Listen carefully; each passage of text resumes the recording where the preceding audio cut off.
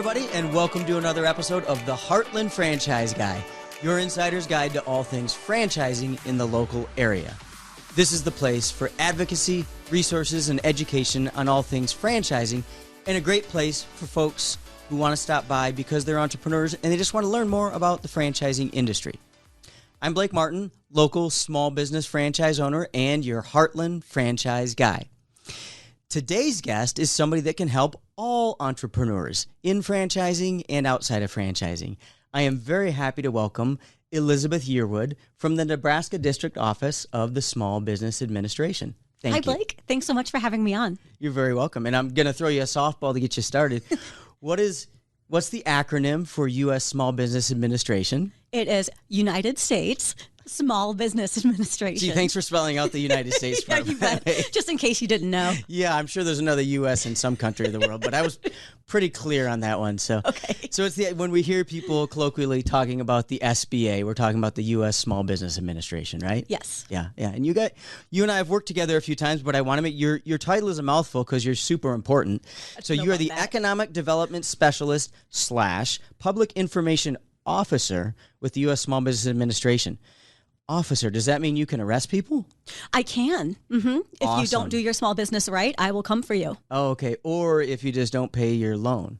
That too. Okay, gotcha. Well, that's why you have officer in your name then. Exactly.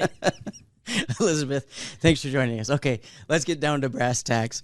For those who really don't know, or maybe they've heard SBA, but they've never interacted with it, what does the SBA do? We are basically the go-to federal resource for small business owners and entrepreneurs. Most people now know about us because of our pandemic relief programs, the Economic Injury Disaster Loan, PPP, those types of programs. But we are a fantastic resource for all things small business. Yep. And what are your sweet spots? What are the strong suits where you spend a lot of your time as far as services or products that you provide to small business owners? As far as me personally or SBA, kind of in general? Yes. Okay. Fantastic. SBA in general.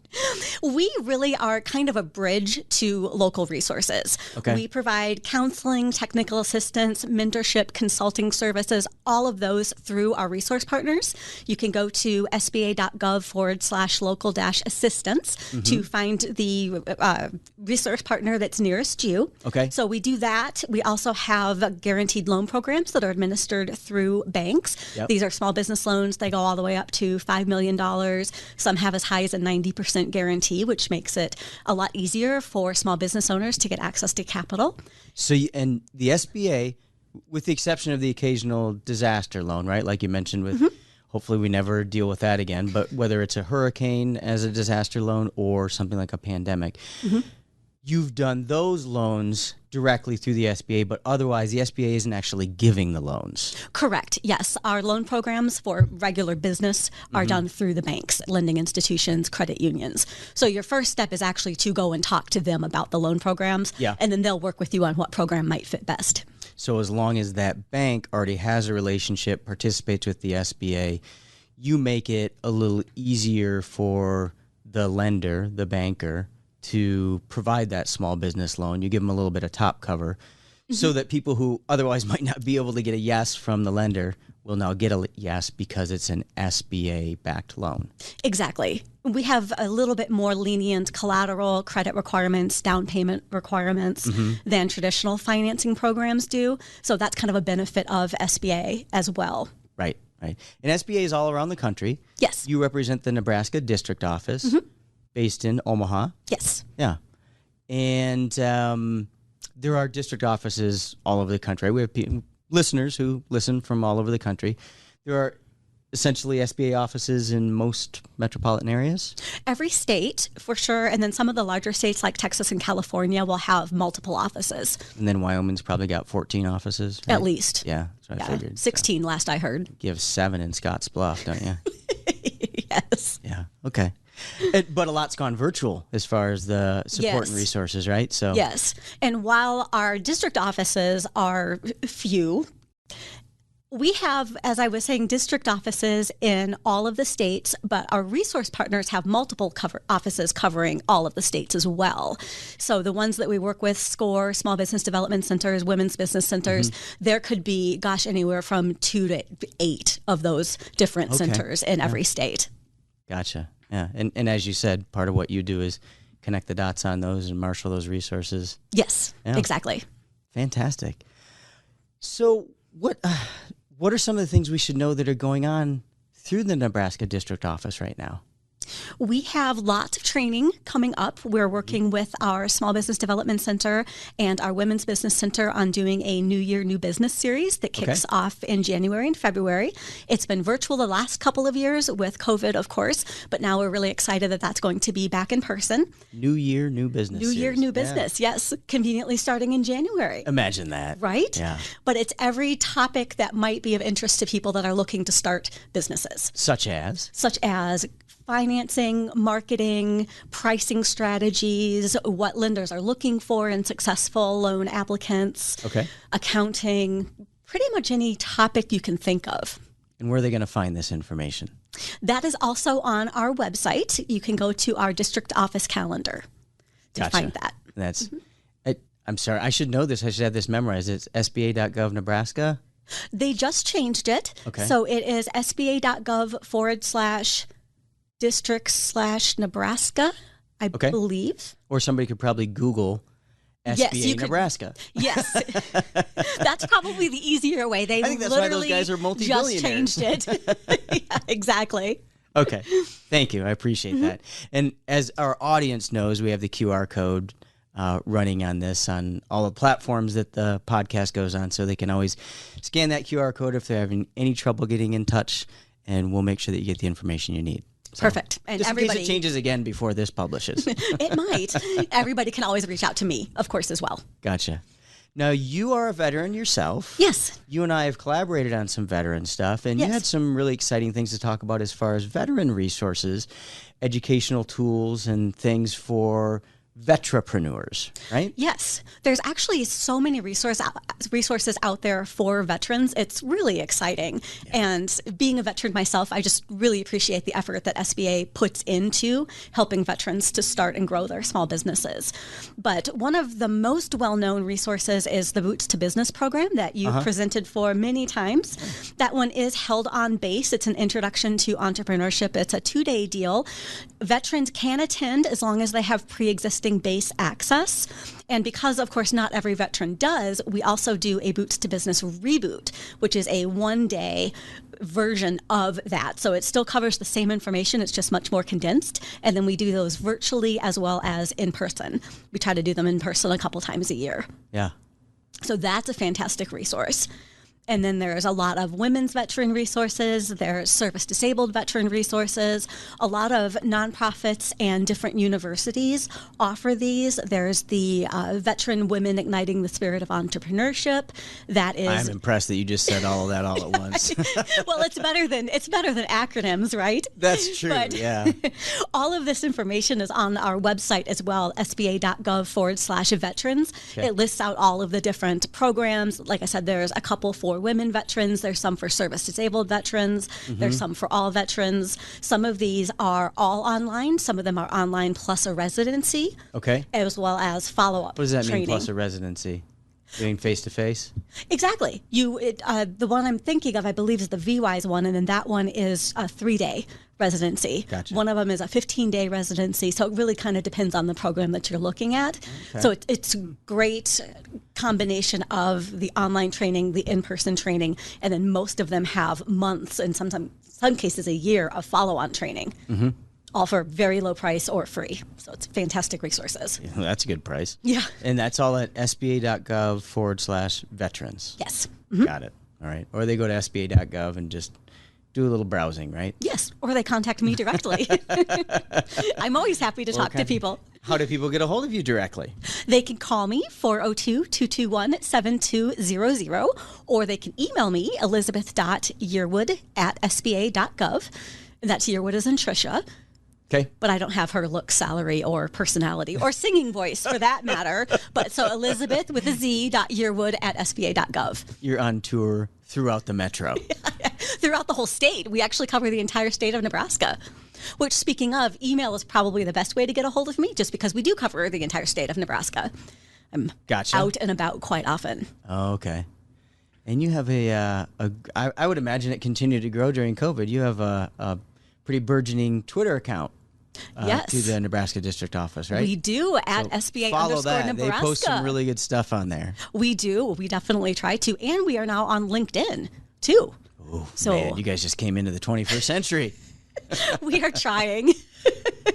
I'm looking forward to, Instagram, Snapchat, what the kids are doing these days, but that will be a while, I'm sure. Well, and truthfully, I know, like a lot of government institutions, you guys have been short on resources and long on requests through the pandemic. So I imagine it's been just focusing in on the brightest burning fires, right? It really has been for the past couple of years, but it's been really nice to get back to business as usual.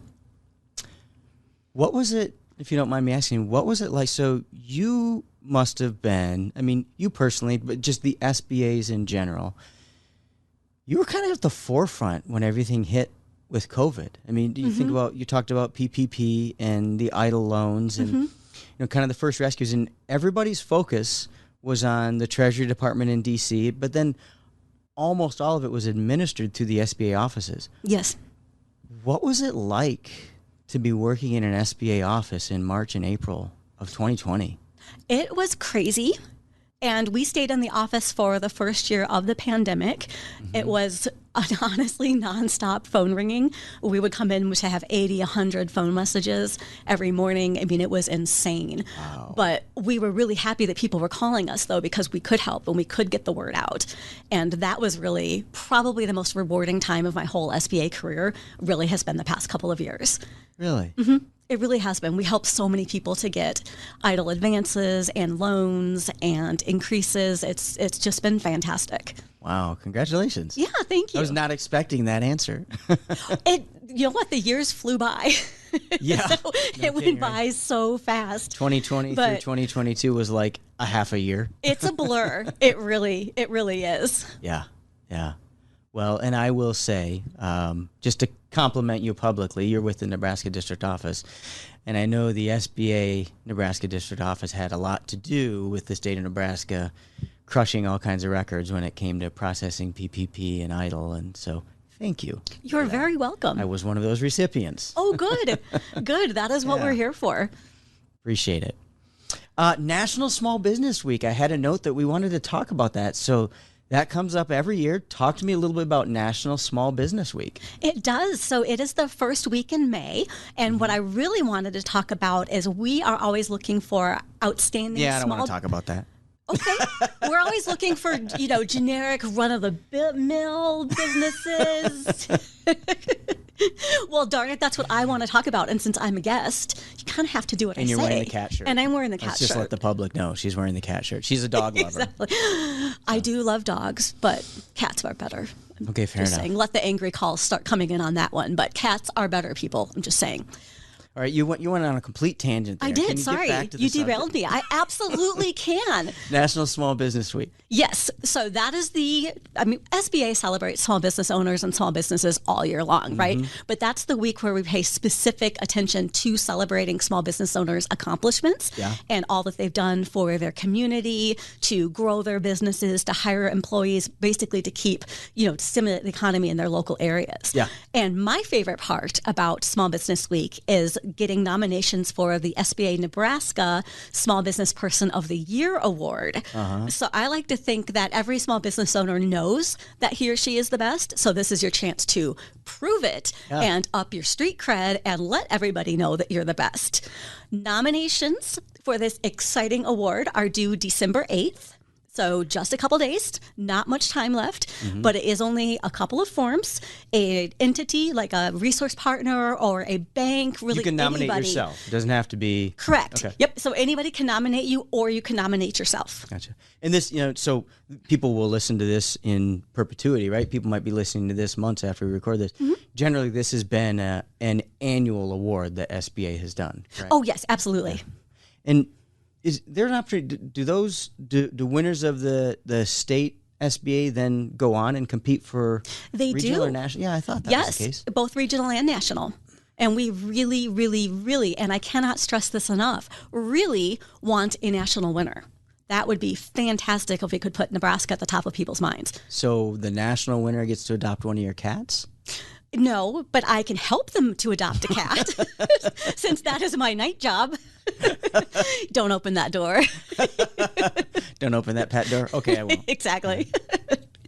What else should we know about what's going on at the SBA? Just call us if you ever need information on starting or growing a small business. We've been getting loads of calls lately on the economic injury disaster loan programs because the EIDLs. Yeah. Yep, EIDL loans. They are starting to come due now for the first kind of original batch of loans. So we're getting a lot of questions about how people can pay online, how they can find their information like their payoff balances, interest accrued, that type of thing. And that is something that we can provide information on to small business owners to really help them out with going through that process. Oh, okay. So if you're somebody who's already submitted an EIDL or like the latest round of EIDL and you've got questions about it or you've got concerns about it or you've gotten some feedback from Washington, D.C. and you're not sure what to do about it, reach out to the local SBA office. Yes, absolutely. You can also call customer service, but I don't like to brag, but we're a little bit more friendly. You might not have quite as long of a queue, right? Exactly. Yes, you can reach us a lot more quickly. Okay. Well, and you know the local market, right? Exactly. Yeah, you guys are here in the local marketplaces. Fantastic. Now, there are SBA offices in Des Moines. There's SBA office, of course, in Kansas City, right? I'm just thinking about areas nearby where we record this podcast. So. St. Louis, there's one. Trying to think of the states that are adjacent to us, but geography. I bet you there's an SBA website that my lists strong site. There is. It's sba.gov/local-assistance. Oh, well, that's easy. I know that's a mouthful, but kind of easy to remember, right? I think so. Yeah. So yeah, just enter in your zip code and you'll find not only the district offices, but all of our resource partners, our micro lenders, our contracting resource partners. If you want to get into federal contracting, all kinds of information can be found there. Gotcha. Last question for you, if you don't mind. What got you to the SBA? It sounds like you retired from your military career. What got you to the SBA and what's kept you there? Well, so just for clarification, I did not actually retire. I served 4 years in the Air Force. I would have liked to retire, but the cards didn't quite play out that way. Fair enough. So I went from the Air Force into the VA, where I worked for 4 years as well, doing some grants management and that type of thing, and then saw this opportunity open up. And my grandparents were small business owners. There's some other folks in my family that are small business owners. And I've just always really been passionate about that, seeing my grandparents go from, my granddad was a door-to-door salesman for years. And then he was able to build that experience into being one of the largest music stores in Oklahoma of its time. Yeah. So that's, so really just really interested in that from that perspective. And then I've stayed, almost 10 years now. It's coming up on 10 years. I know. You're having your decade, you're having your donut anniversary, 1-0.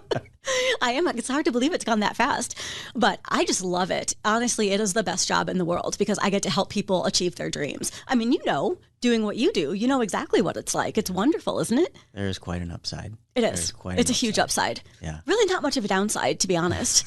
Well, especially except when you have to help people who own dogs. Right? It's a struggle. The struggle is real. I'm not going to lie, but I will still help dog people.